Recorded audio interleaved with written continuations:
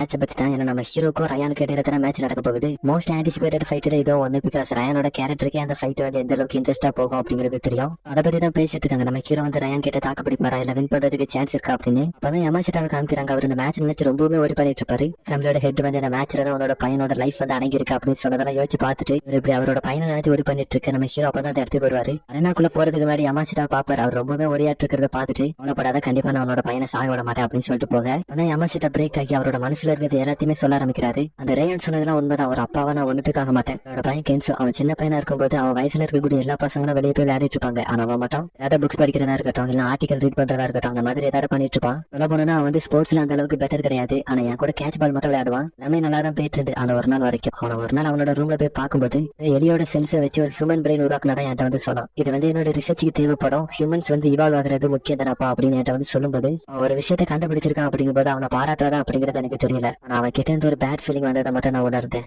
அவ்வளவுதான். அதுக்கப்புறம் நான் அவனை பார்க்கவே இல்லை. அவனும் வெளியே வரது பாட்டிட்டான். நானும் ஒன்னும் கேட்கல. ஒரு மாதிரி வித்தியாசமா மாறிட்டு வரான் அப்படிங்கிறது மட்டும் எனக்கு தெரியுது. பட் ஒரு அப்பாவை எனக்கு என்ன பண்ணணும் அப்படிங்கறதே தெரியல. அப்பதான் ஒரு விஷயம் நடந்துச்சு. அதுக்கப்புறம் என்னோட வைஃபை என்ன விட்டுட்டு போயிட்டா. என்னோட பையன் வீட்டுல இருந்த போதும் கூட ஒரு லோன்லியான லைஃப் தான் நான் வாழ்ந்துட்டு இருந்தேன். நான் மட்டும் ஒரு அப்பாவா அந்த இடத்துல ஒரு ஸ்ட்ராங்கான டிசிஷன் எடுத்திருந்தா என்னோட ஃபேமிலியோட லைஃப் வந்து இந்த மாதிரி ஆயிருக்காது அப்படின்னு சொல்லிட்டு ஹீரோவை பார்த்து ஒரு அப்பாவை நான் தூத்து போயிருந்தாலும் என்னோட பையன் அவனை எப்படியாட்ட காப்பாத்துங்க அப்படின்னு நம்ம ஹீரோ கிட்ட சொல்ல ஹீரோ திருப்பி எந்த ஒரு வேட்சுமே சொல்லல. பட் உள்ள போக ஆரம்பிக்கிறாரு. அப்படியே அந்த சீன் அங்க கட் பண்ண சைக்கா வந்து ரேயான் இன்ட்ரடியூஸ் பண்ண ஆரம்பிக்கிறாங்க. ரேயான் உள்ள வரும்போது நம்ம ஹீரோ கூட மேட்ச் போடுறத நினைச்சா அவன் அந்த அளவுக்கு எதுவும் பெருசா எடுத்துக்கல. கேஷுவலா நடந்து வந்துட்டு இருப்பான். நெக்ஸ்ட் நம்ம ஹீரோவை இன்ட்ரடியூஸ் பண்ணும்போது அவருமே உள்ளார ஆரம்பிக்கிறாரு. ரேயான் நம்ம ஹீரோ பார்த்ததும் தம்பி சாகிறதுக்கு ரெடி ஆயிட்டியா அப்படின்னு ரெண்டு பேரும் மாத்தி மாத்தி கலாச்சி பண்ணுங்க. இங்க நம்ம கூரே ஃபேமிலியோட ஹெட்டுக்கு வேற ஒரு கவலை. இந்த மேட்ச்ல வின் பண்றது அதை தாண்டி அருராவ அவன் பக்கத்துல இழுத்ததுக்கு அவனை சாகடிக்காம விட்டுறது ரேயான் அப்படின்னு இங்க புலம்பிட்டு இருக்க. அருராவை பார்த்தனா அவன் எலினா கூட இருந்த மேட்சை பார்த்துட்டு இருப்பா. அவளுக்குமே கொஞ்சம் கவலையா இருக்கும் எப்படி நம்ம ஹீரோ வின் பண்ண போறாரு அப்படின்னு. பிகாஸ் ரேயான் எந்த அளவுக்கு ஸ்ட்ராங் அப்படிங்கிறது அவளுக்கும் தெரியும். சவராவை பார்த்தனா ரேயானை பார்த்து கத்திட்டு இருப்பான். அவனோட ஃபேஸ் அப்பாடுறா கிட்ட மேட்ச் ஸ்டார்ட் பண்ண உடனே முழுங்குற மாதிரி இருக்கிற அப்படின்னு சொல்லிட்டு இருக்க. எல்லாத்தையும் கேட்டுட்டு இருந்த லிகிட்ட ஒரு மாதிரி ஸ்கிரீனை பார்த்துட்டு இருப்பான். அப்பதான் ஃபியூச்சர் டாக்டர் இருக்கார்ல லிகிட்ட கிட்ட அவன் தாங்குவானான்னு தெரியலையே அப்படின்னு சொல்ல கிட்ட ஒரு கடுப்புல திரும்பி என்ன நீங்க அவன் வின் பண்ணிட மாட்டான் அப்படின்னு சொல்றீங்களா அப்படின்னு சொல்லி கேட்க நீ வந்து தப்பா நினைச்சிட்டு இருக்கேன்னு நினைக்கிறேன். நான் வந்து யாரு வின் பண்ணுவா இல்ல யாரு லூஸ் பண்ணுவா அதை பத்தி நான் பேச வரல. அவன் வந்து அவரோட பாடிக்கிட்டே தாங்குவானா இல்ல தோத்துருவானு தெரியலன்னு சொல்லுவாரா. கிட்ட ஒன்னும் புரியல அவர் என்ன சொல்ல வராருன்னு. அதனால அதை அப்படி கண்டுக்காம விட்டுட அந்த சீனங்க அப்படியே கட் பண்ணிட்டு சம்பந்தமே இல்லாம யமாஷிராவோட வீட்டை சுற்றி போலீஸா இருக்கும். அங்க இருக்கிற மக்கள் எல்லாத்தையுமே அந்த போலீஸ் எவாக்குவேட் பண்ண சொல்லிட்டு இருப்பாங்க. வெளியே பாக்குறான். அவனுக்கு என்ன நடக்குது அப்படிங்கறதே புரியல. அப்பதான் அவனோட அப்பா கிட்ட இருந்து கால் வந்துகிட்டே இருக்குது.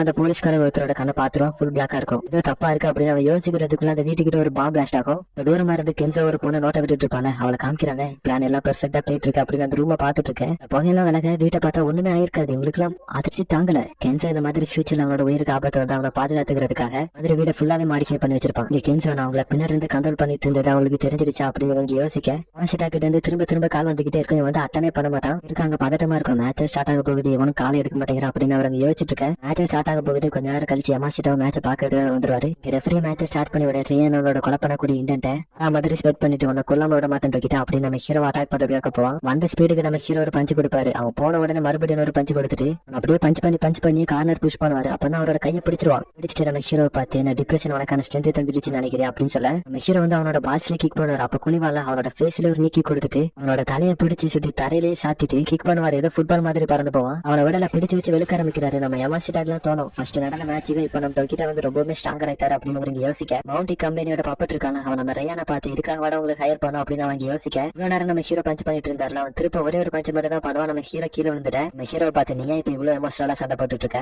அவன் ஒண்ணுமே இல்ல. அவனை ஹாஸ்டேஜா பிடிச்சதுக்காக நீ எப்படி சண்டை போட்டுட்டு இருக்க அப்படின்னு சொல்லி கேட்கும்போது அடிஷனலா இதுவும் சொல்லலாம். நம்ம ஃபைட்டர்ஸ் நமக்கும் அதுல சம்பந்தமே கிடையாது. நீ அதை பத்தி கவலைப்படாம சண்டை போடு. நான் உனக்கு உன்னால தொடவே முடியாத லைன் என்ன அப்படிங்கறத காமிக்கிறேன்னு சொல்ல அப்படியே இந்த சீனை கட் பண்ண நம்ம சேர்மன் பெருசையும் காமிக்கிறாங்க. அவர் கூட சேர்ந்து மேட்ச பாக்குறதுக்காக நம்ம தாய்லாந்து கிங்கு வந்திருப்பாரு. அவர்கிட்டயுமே நம்ம கூரிய ஃபேமிலியில பிறந்தவங்க எப்படி இருப்பாங்க, அவங்க எந்த அளவுக்கு ஸ்ட்ராங், அவங்க பிறந்ததுல இருந்தே மத்த ஹியூமன்ஸ் மாதிரி இல்லாம வித்தியாசமா இருக்கிறது எல்லாத்தையுமே சொல்ல ஆரம்பிக்கிறாரு. இது எல்லாத்தையும் கேட்டு தாய்லாந்து கிங்குமே நீ சொல்றதெல்லாம் வச்சு பார்க்கும்போது அவங்க வந்து ஒரு லிவிங் வெப்பன் அவ்வளவுதான் எனக்கு தோணுது அப்படின்னு சொல்லி முடிச்சிருவாரு. இதே நம்ம ஹீரோ பார்த்து ஏதோ ஒரு டெக்னிக் ஃபர்ஸ்ட் ரவுண்ட்ல யூஸ் பண்ணலாம். அதை என்கிட்ட யூஸ் பண்ணி யூஸ் பண்ணாவது நீ கொஞ்ச நேரம் தாங்குவா இல்ல கப்பனு சேர்த்துருவா அப்படின்னு சொல்ல நம்ம ஹீரோவா கனவுலா காணவரா அப்படின்னு சொல்லி திருப்பி அடிக்க ஆரம்பிக்க பாதிலே கேப்பா அவனோட காது கேட்குமா இல்லையா அப்படின்னு சொல்லி கேட்க நம்ம ஹீரோட ஃபேஸ்ல ஒரு பஞ்சு பண்ணுவாரு. நெக்ஸ்ட் பஞ்சு குடுக்கலான்னு வருவாரு. ஈஸியாக அவரோட கையை பிடிச்சிட்டு நான் சொல்றது புரியலன்னு நினைக்கிறேன். உன்னோட டெக்னிக்கே நீ இன்னும் மாஸ்டர் பண்ணல. அப்படி இருக்கும்போது நீ வந்து என்ன தோக்கடிக்கிறது அப்படிங்கிறது கஷ்டம் அப்படின்னு சொல்ல இப்படி சொல்லும்போது நம்ம ஹீரோ சுத்தி கிரவுண்ட்ல போடுவான். ஹீரோட மண்டையை பிடிச்சி வச்சு செய்ய ஆரம்பிக்கிறான். கியாமா யமாஷிட்டா அவங்க ரெண்டு பேரும் வாயில கை வைக்கிற அளவு அடிக்க ஆரம்பிக்கிறான். அங்க இருந்து ஃபேங்க மேல மேட்ச பாத்துட்டு தானே இருப்பான். உனக்கு இப்ப புரிதா ரோக்கிட்டா ஏன் வந்து இன்னுமே அவனோட ஃபேமிலி டெக்னிக் யூஸ் பண்ணவே இல்ல. ஆனா அவன் வந்து அவனை ஓவர் பவர் பண்ண ஆரம்பிச்சிட்டான். அப்படியே போச்சுன்னா அவன் ஈஸியாவே வின் பண்ணிடுவான் அப்படின்னு ஃபேங்க இங்க யோசிச்சுட்டு இருக்கேன். ஹீரோட தலையில கால வச்சிருக்கியான்னு கேட்பான். இப்ப நீ டிரான்ஸ்ஃபார்ம் மாதிரியே இல்ல உன்னை இப்பவே கொண்டுட்டா அப்படின்னு சொல்லி கேட்க இருக்காங்க. ஹீரோ ரெசிஸ்ட் பண்ணுவார். அப்ப அவரோட முடியை பிடிச்சு தூக்கிட்டு நீ பைத்தியமா என்ன அப்படின்னு அவரோட மூஞ்சில ஒரு பஞ்ச் பண்ணி அனுப்பிவிட கீழே விழுந்த நம்ம ஹீரோட மனசுக்குள்ளேயே நிக்கோ உன்னோட ஸ்டைல் ஒர்க் ஆகல அப்படின்னு சொல்லிட்டு எனக்கு புரியுது அட்வான்ஸ் யூஸ் பண்ண அவரோட லைஃப் இது டேஞ்சர் அப்படிங்காலும் யமாஷிடா கேட்டு போறல என்னோட பையனுக்காக எப்படியாவது வின் பண்ணிருக்கேன் அப்படிங்கறத யோசிச்சு பார்த்துட்டு மேட்ச்ல வின் பண்றதுக்காக என்னோட உயிரை கூட கொடுக்கலாம் அப்படின்னு சொல்லிட்டு அந்த அட்வான்ஸ் டெக்னிக் அவர் யூஸ் பண்ண யமாஷிடா அங்கிருந்து பார்த்துட்டு இருப்பாரு. அதே சமயத்துல ரேயா நம்ம ஹீரோ பார்த்து இது நீ ஃபர்ஸ்டே பண்ணிருக்கணும் அப்படின்னு சொல்ல இங்க இருந்து பஞ்சு வயிற்றுல இவ்வளோ அதுக்கு அடுத்து போட்டு வெளுத்து வாங்க ஆரம்பிக்கிறாரு நம்ம ஹீரோ. அப்படி அடிச்சுக்கிட்டே இருக்கும்போதுதான் திருப்பி ரேயான் பஞ்ச் பண்ணிடுவானா. நம்ம ஹீரோ பார்த்து எவ்வளவுதான் அவனால முடியுமா அப்படின்னு சொல்லிட்டு பஞ்ச் பண்ண நம்ம ஹீரோ அவனோட கையை பிடிச்சிட்டு என்ன தம்பி அவனோட பஞ்செல்லாம் ஸ்லோ ஆன மாதிரி இருக்கு அப்படின்னு சொல்லிட்டு பஞ்சு கிக்குன்னு கம்ப்ளீட் பண்ணி அடிக்க ஆரம்பிக்கிறாரு. செட்ஸ்னா வந்து இதைத்தானே எதிர்பார்த்தேன் அப்படின்னு இதை யோசிச்சு பாக்குறான். நம்ம ஹீரோ பாஸ்ட்ல இதே டெக்னிக்கை யூஸ் பண்ணி அவங்க கூட சண்டை போட்டுருக்காரு. அவன் எப்படி மென்ஷன் பண்றான்னா நம்ம ஹீரோ உடம்புக்குள்ள ஒரு கடவுள் இருக்கிறதா சொல்றான். அதே சமயத்துல நீங்க ரெண்டு பேரும் சேமா சண்டை போட்டு பாருங்க. இவன் நம்ம ஹீரோ அட்வான்ஸ் டெக்னிக்கை யூஸ் பண்ணாலும் இவன் வந்து ஓவர் எக்ஸைட்டட் ஆயிட்டான். நீ வந்து நான் அந்த டெக்னிக்கை யூஸ் பண்ணாலும் தாங்குவேன்னு சொல்லிட்டு அவனோட ரிமோட் டெக்னிக்கை யூஸ் பண்ண ஆரம்பிச்சிருவானா. இங்க நம்ம பேரு சரி அவன் மறுபடியும் என்கிட்ட கேட்க வந்து ரிமோட் டெக்னிக்கை யூஸ் பண்றாடா அப்படின்னு வச்சுட்டு இருப்பாரு. அதான் நம்ம எம்ஆர்ஷிட்ட நோட் பண்றாரு. நம்ம ஹீரோட கண்ணு இருக்குல்ல அது வந்து குறை ஃபேமிலியில இருக்கவங்களோட கண் மாதிரி இருக்குது. அட்வான்ஸ் டெக்னிக் யூஸ் பண்ணும்போது மட்டும் அவரோட கண் எப்படி இருக்குது அப்படிங்கறத பாக்குறாரு. அவனுக்கு ரெண்டு பேரும் பயங்கர ஃபியூரியஸா சண்டை போட ஆரம்பிக்கிறாங்க. யமாஷிடா பாக்குறாரு ஹீரோ இந்த டெக்னிக்கை தொடர்ந்து யூஸ் பண்ணாருன்னா அவரோட பாடிக்கு தான் டேஞ்சர் அப்படின்னு யோசிக்க இடத்துக்கு ஃபியூஸா டாக்டர்னு வந்துட்டா யமாஷிடா பார்த்து சொல்றாரு நீங்க இந்த நேரத்துக்கு நோட்டீஸ் பண்ணிருப்பீங்கன்னு நினைக்கிறேன். அவரோட லைஃப் ஸ்பான் அப்படிங்கறது இந்த டெக்னிக் அவர் யூஸ் பண்ண குறைஞ்சிக்கிட்டே இருக்கும். அவர் இந்த டெக்னிக்கை எப்படி யூஸ் பண்றாருன்னா அவரோட இதே இருக்குல்ல அதை பம்ப் பண்றது மூலமா அவரோட பிளட் சர்க்குலேஷன் அதிகரிக்கிறாரு. அப்படிதான் இந்த டெக்னிக் யூஸ் பண்றாரு அப்படின்னு சொல்ல யமாஷிடா இது வந்து அவரோட பாடிக்கு எந்த மாதிரியான இம்பாக்ட் ஏற்படுத்தும் அப்படின்னு சொல்லி கேட்க பூரா ஃபேமிலியோட ரிமூவல் டெக்னிக் மாதிரி கிடையாது. அவங்க டெக்னிக்கை பொறுத்த வரைக்கும் அவங்களோட லிமிட்டை ஹார்டா ட்ரைனிங் பண்றது மூலமா அன்லீஸ் பண்றாங்க. டொக்கிட்டாவை பொறுத்த வரைக்கும் கண்டிப்பா எஃபெக்ட் அப்படிங்கிறது இருக்கதான் செய்யும். அவரோட பாடி வந்து கொஞ்சம் கொஞ்சமா லிமிட்டை ரீச் பண்ணிடும் அப்படின்னு சொல்லுவோம். இதே சொல்றாரு அவனோட பாடி வந்து நார்மலா எக்ஸாஸ்டட் ஆகிறத விட இந்த டெக்னிக்கை யூஸ் பண்ணும்போது 5 or 6 times வந்து இது மாதிரி டயர்ட் ஆகும். அது மட்டும் இல்லாம பிசிக்கல் டேமேஜ் எல்லாத்தையும் சேர்த்து பார்த்தோம்னா சொல்றது உங்களுக்கு புரியும் நினைக்கிறேன் அப்படின்னு அவருக்கு சொல்லி முடிக்க நம்ம ஹீரோ சண்டை போடுறத பாத்துக்கிட்டே யோசிப்பாரு உங்ககிட்ட கொஞ்ச நாளா சாக போறாரு அப்படின்னு. ரெண்டு பேரும் பயங்கரமா சண்டை போட்டுட்டு இருக்காது. கொரிய ஃபேமிலியில உள்ள மெம்பர்ஸும் பாக்குறாங்க.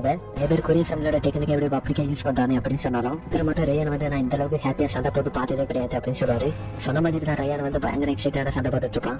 அவன் இந்த டெக்னிக் யூஸ் பண்ணதுமே டப்புனு வின் ஆயிருவான். பட் இந்த தடவை அப்படி இல்லாம இன்ட்ரெஸ்டிங்கா போகுது அப்படிங்கிறனால கொஞ்சம் ஹாப்பியா சண்டை போட்டுட்டு இருக்கிறத நோட் பண்றாங்க. ஆனா ஃபியூஸா வந்து எமர்ஷிட்டா கிட்ட இருக்கிறத நினைச்சிட்டு பார்த்த பிறகு நீங்க இந்த மேட்ச் கண்டினியூ பண்ண போறீங்களா இல்ல கிவ் அப் பண்ண போறீங்களா அப்படின்னு கேட்க வர இடத்துல பார்த்தா எமர்ஷிட்டா இல்ல எங்க போனாலும் பார்த்தா அவரோட பையனுக்கு தான் கால் பண்ண ட்ரை பண்ணிட்டு இருக்காரு. எனக்கு கென்சோ இங்க இருந்தே கால் பண்ணி அலாட் பண்ணிட்டானா பாதிரி நிப்பாட்டிடலாம் அப்படிங்கிற ஒரு ஐடியால தான் கால் பண்ணாரு. அங்க பார்த்தா கென்சோ ஆல்ரெடி அந்த அசெஷன் கிட்ட மாட்டி இருப்பான். கிட்ட இருந்து போன் அடிச்சுக்கிட்டே இருக்கும். எடுக்க முடியாது இல்லையா அப்படியே அந்த சீனை கட் பண்ணிட்டு அரைநாள காமிக்கிறாங்க. ரெண்டு பேரும் பயங்கர அப்படிலாம் மாத்தி பஞ்ச் பண்ணிக்கிட்டு இருப்பாங்க.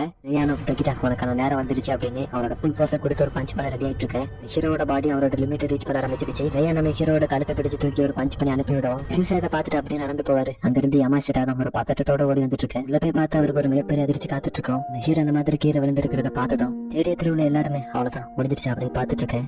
மட்டும்தான் இது இப்படி நடக்கக்கூடாது. கடவுளை இவ்வளவு ஈஸியா தோக்கடிக்க முடியாது அப்படிங்கிறது எனக்கு தெரியும். டொக்கிட்டா எந்திரிடா அப்படின்னு சொல்லி அவங்க இருந்து கத்த அம்பேர் அவ்வளவுதான் மேட்ச் முடிஞ்சிருச்சு அப்படி ஸ்டாப் பண்ணலான்னு போக ரேயான் அவரை ரிசல்ட் சொல்ல விடாம தடுத்துட்டு நீ இப்ப மட்டும் அவன் தோத்துட்டான் அப்படின்னு சொன்னா உன்னை கொண்டு அப்படின்னு இப்போதைக்கு ரிசல்ட் சொல்ல விடாம தடுத்து வைக்கிறான். கீழே விழுந்திருக்கிற நம்ம ஹீரோ பார்த்து நான் இது வரைக்கும் இந்த மாதிரி சந்தோஷமா சண்டை போட்டதே கிடையாது. நீ எழுந்திரி என்னோட ஃபுல்ல கொடுத்து உன்னை முடிச்சு அனுப்பி வைக்கிறேன் அப்படின்னு சொல்ல பிறந்த எம்எஸ்சிட்ட நம்ம ஹீரோ பார்த்து எப்படியாவது திரும்ப வந்துருங்க. இது நடக்கிறதுக்கு நான் தான் காரணம். நான் மட்டும் இந்த மேட்ச்ல நீங்க கண்டிப்பா வின் பண்ணுங்க அப்படின்னு மட்டும் நான் கேட்கலன்னா நீங்க அட்வான்ஸ் டெக்னிக் யூஸ் பண்ணிருக்க மாட்டீங்க. இந்த மாதிரி நடந்திருக்காது அப்படின்னு சொல்லிட்டு லைக் பண்ணி கேட்பாரு எப்படியாவது திரும்ப வந்துருங்க அப்படின்னு. இது எல்லாத்தையும் நம்ம ஹீரோ வந்து அங்க இருந்து பாத்துட்டு தான் இருப்பாரு. அப்பனா அவருக்கு முன்னாடி நிக்கோ தோன்றாரு. அவர் நம்ம ஹீரோவை பார்த்து எவ்வளவு சொல்லியும் கடைசியில அட்வான்ஸ் டெக்னிக் யூஸ் பண்ணிட்டேன் இப்ப இப்படி கிடக்குற அப்படின்னு சொல்ல ஹீரோ வந்து என்ன இப்ப நிக்கோ ஸ்டைல யூஸ் பண்ண சொல்ல போறியா அதை யூஸ் பண்ணி பார்த்துட்டு அது வந்து ஒன்றுக்கு ஆகாது அப்படின்னு சொல்ல தப்பா நினைச்சிட்டு இருக்கேன் அப்படின்னு நினைக்கிறேன். நிக்கோ ஸ்டைல் தான் இருக்கிறதுலயே பெஸ்ட் அப்படிங்கிற அந்த வேலை கேட்டதான் நம்ம ஹீரோ நிக்கோவை பார்த்து நீ சொல்ற மாதிரி அப்படி பெஸ்டான ஸ்டைலா இருந்திருந்தா உனக்கு அந்த மாதிரி நடந்திருக்காது. யூஸ் பண்ணி என்னோட ஆப்னட்ட கூட என்னால தோக்கடிக்க முடியல அப்படின்னு சொல்லும்போது அப்பதான் நிக்கோ நம்ம ஹீரோ பார்த்து அதனாலதான் அந்த டேஞ்சரான டெக்னிக் யூஸ் பண்ணியா எனக்கு தெரியுது நீ வந்து கண்டிப்பா ஸ்ட்ராங்கர் ஆகணும் அப்படின்னு துடிச்சிட்டு இருக்கேன். பட் இந்த மாதிரி ஆகணும் அப்படிங்கிற அவசியம் கிடையாது.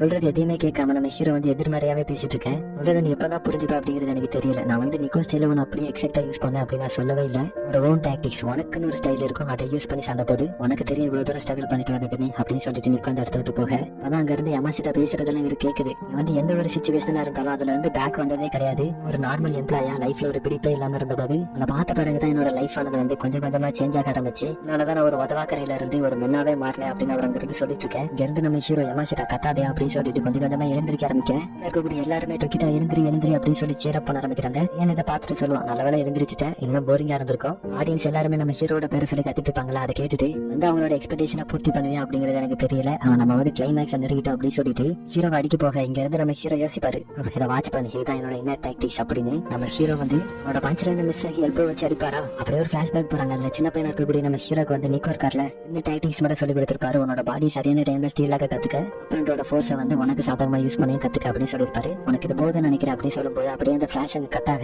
நம்ம ஹீரோவா அவனோட கையை பிடிச்சி மூஞ்சில பச் பண்ணிட்டு அப்படியே சுத்தி போய் இதை பிடிச்சி எடுத்துட்டு இருப்பாரு. பட் ரேயான் இருக்காங்க நெக்ஸ்ட் டைம் இருக்குல்ல அதை யூஸ் பண்ணி நம்ம ஹீரோ கிட்ட இருந்து தப்பிச்சிருவான். பேக்ரவுண்ட்ல நம்ம ஹீரோக்கு நிக்கு பின்னாடி சொன்னது எல்லாமே ஞாபகம் வந்துட்டே இருக்கும். இது ஒரே டெக்னிக்கல் நிப்பாட்டிடக்கூடாது, ஒவ்வொரு டெக்னிக்கும் மாத்தி பார்த்து யூஸ் பண்ணிக்கிட்டே இருக்கணும். ஆனா ஆப்பரண்ட்டுக்கு வந்து உன்னோட மூமெண்ட் ரீட் பண்றது கஷ்டமா இருக்கும் அப்படிங்கறத ஞாபகப்படுத்திக்கிட்டு ரேயான வெளுத்துட்டு இருப்பாரு. ரேயான் ஒரு பஞ்ச் பண்ணுவான், அதுல இருந்து மிஸ் ஆகி இவர் ஒரு பஞ்ச் கொடுக்க ஏன் திணறி கொஞ்சம் பின்னாடி போனாலும் மறுபடியும் கிக் பண்ணுவான். வரணும் அந்த காலை பிடிச்சி இன்னொரு காலை தட்டி விட்டுட்டு கீழே விழுந்த ரேயானுக்கு ஒரு லாக் போட ரேயான் தான் ப்ரூட் ஸ்ட்ரென்த் அதிகமா இருக்கும்ல, அதெல்லாம் நம்ம ஹீரோ தூக்கி வீசிடுவான். எனக்கு புரியல இவனோட அட்டாக்கிங் பேட்டர்ன் வந்து எப்படி சேஞ்ச் ஆச்சு அப்படின்னு சொல்லி யோசிச்சுட்டு இருப்பானா.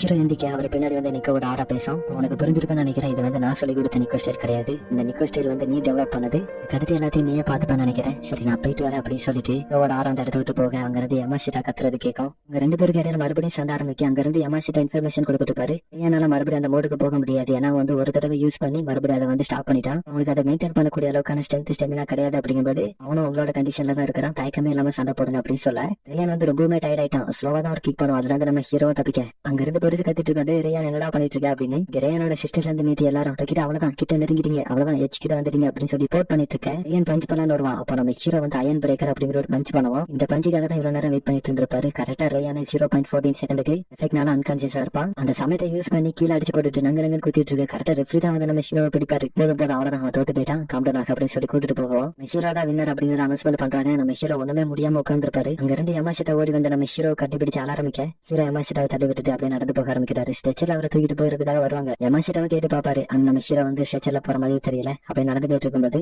யமாஷிட்டா தான் இது எல்லாத்துக்குமே தேங்க்ஸ் அப்படின்னு சொல்லிட்டு நிக்கவும் இருந்து ஃபேங் நம்ம ஹீரோ பார்த்து என்ன யோசிப்பானா, நிக்கோ ஸ்டைல நிக்கோக்கு அடுத்து இன்ஹெரிட் பண்ணிருக்கேன் அப்படின்னு சொல்லி யோசிக்க பார்ல இருந்து குரோக்கியதை பார்த்துட்டு தான் இருப்பாரு. அப்ப என்ன யோசிப்பாருனா நிக்கோ உனக்கு கீழே ஒரு நல்ல ஸ்டூடெண்ட் தான் தேர்ந்தெடுத்திருக்க அப்படின்னு இவரு இங்க யோசிக்க நிக்கோ ஸ்டைல ஏதோ பெருசா இருக்கும் போல. அதே சமயத்துல செக்ஷனாவை பார்த்தோம்னா வித்தியாசமா ரியாக்ட் பண்ணுவான். ஹீரோவை பத்தி தான் யோசிக்கிறான். நீ வந்து ஒரு அதிகின் கடவுள் மாதிரி எதை பத்தியும் யோசிக்காம புரூட்டலா அடிப்ப, அப்படிதான் நீ, அப்படிதான் நானும் சாகணும்னு ஆசைப்படுறேன். ஆனா இப்ப எதுக்காக நீ வந்து அவனோட டெக்னிக் யூஸ் பண்ணிட்டு இருக்க, நீ வந்து அதை மறந்துருப்பல நான் நினைச்சேன் அப்படின்னு கோஸ்டைல யூஸ் பண்ணி சண்டை போடுற நம்ம ஹீரோ பார்த்து கருப்பாயிட்டு இருக்க. அதாவது டீனேஜ்ல இருக்கும்போது நம்ம ஹீரோ கிட்ட சால்வேஷன் அப்படிங்கிற பேர்ல சுத்திட்டு இருந்திருக்கான். நிக்கோ வந்து இவனை நெருங்கி விட்டதே கிடையாது நம்ம ஹீரோ கிட்ட. இப்போ அதை பத்தி தான் யோசிக்கிறான். சோ இப்படி இவன் இங்கே கடுப்பாயிட்டு இருக்கும்போது இப்படியே அந்த சீனாங்க கட் பண்ண நம்ம யமாஷிட்டா வந்து குரே ஃபேமிலி ஹெட் கிட்ட வந்து மன்னிப்பு கேட்டுட்டு இருப்பாரு.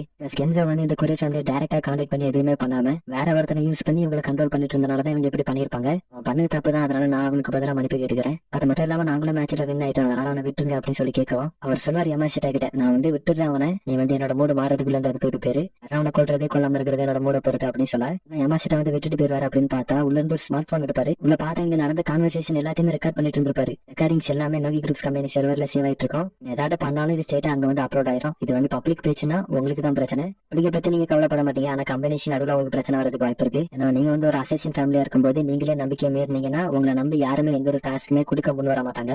வெளியே வரணுமா வர வேண்டாமா அப்படிங்கிறது எல்லாம் உங்களோட கையில தான் இருக்கு அப்படின்னு சொல்லும்போது இவர் அப்படியே ஒத்து வர மாட்டாரு. நான் இப்பவே தடை எல்லாம் முடிச்சு கட்டிட்டு என்னடா பண்ணுவேன் அப்படின்னு சொல்லிட்டு அவெல்லாம் என்ன வருத்த நினைச்சிட்டு உங்களோட லைஃப் ரிஸ்க் பண்ணி இங்க வந்திருக்க அப்படின்னு சொல்லி கேட்கும். என்சோ டொக்கிட்டா இவங்க 2 பேருக்கும் ஒரு பிரச்சனைனாலும் ஒரு அப்பாவும் நான் அந்த இடத்துல வந்து நிற்பேன், யாருன்னு பார்க்க மாட்டேன். குறை ஃபேமிலியா இருந்தாலும் சரி யாரா இருந்தாலும் வந்து அந்த இடத்துல வந்து நிற்பேன் அப்படின்னு சொல்லுவோம். குறை ஃபேமிலியோட கேட்ட நம்ம யமாஷிட்டாவை பார்த்துட்டு குறை ஃபேமிலி கேட்டோம் தம்பி உன்னோட வாய் ஒன்னு சொல்லுது ஆனா உன்னோட கால் வேற ஒன்னு சொல்லுதப்பா அப்படி சொல்லி கேட்கும்போது என்ன ஒண்ணு இல்லை, இது சும்மா ட்ரைனிங் அப்படின்னு சொல்லி சமாளிக்க பார்ப்பாரு. அப்பதான் ஃபேமிலி கேட்டுன்னு சொல்லுவாருன்னா அவங்க அப்பவே ரிலீஸ் பண்ண சொல்லிட்டேன், உன்னோட சும்மா தான் லேண்ட் அப்படின்னு சொல்ல இந்த சீனுக்கு கட் பண்ணி கென்சோவை பார்த்தோன்னா அவர் ரிலீஸ் பண்ண ஆரம்பிச்சிட்டாங்க. அவர் சொன்ன மாதிரி தான் மேட்ச்ல வின் பண்ண உடனே ரிலீஸ் பண்ண சொல்லிருக்காரு. ஆனா கென்சோக்கு இங்க என்ன நடக்குது அப்படிங்கறதே புரியல. தானுங்க கட்டி தூக்க பார்த்தானுங்க மறுபடியும் கழிட்டு இருக்காங்க அப்படின்னு சொல்லி வச்சுப்பானா ஒன்னாவது ஒருத்தர் சொல்லிட்டு போவான் உன்னோட அப்பா தான் உன்னை காப்பாத்தினாரு அப்படின்னு சொல்லிட்டு போக எனக்கு வந்து அப்பா அவர் என்ன பண்ணாரு அப்படின்னு சொல்லி யோசிச்சுட்டு இருக்கேன். அப்படியே அந்த சீனை கட் பண்ணி யமாஷிட்டா அந்த பெருசை பார்த்துட்டு பெருசு வயசா இருந்தாலும் நல்லா விளையாடுது அப்படின்னு யோசிச்சுட்டு பின்னாடி திரும்பி போகும்போது பின்னாடி ஆள விட்டு குத்திர மாட்டீங்களா அப்படின்னு சொல்லி கேட்பாரா. அப்படிலாம் ஒண்ணு குத்த மாட்டோம், நீ நம்பிப்போ அப்படின்னு சொல்லி அனுப்பி விடுவாரு. ஆனா யமாஷிட்டா நம்பல அப்படிங்கிறது தெரியுது. திருச்சி ஓடிட்டு இருக்கிறது இவரும் பார்த்துட்டு இருக்க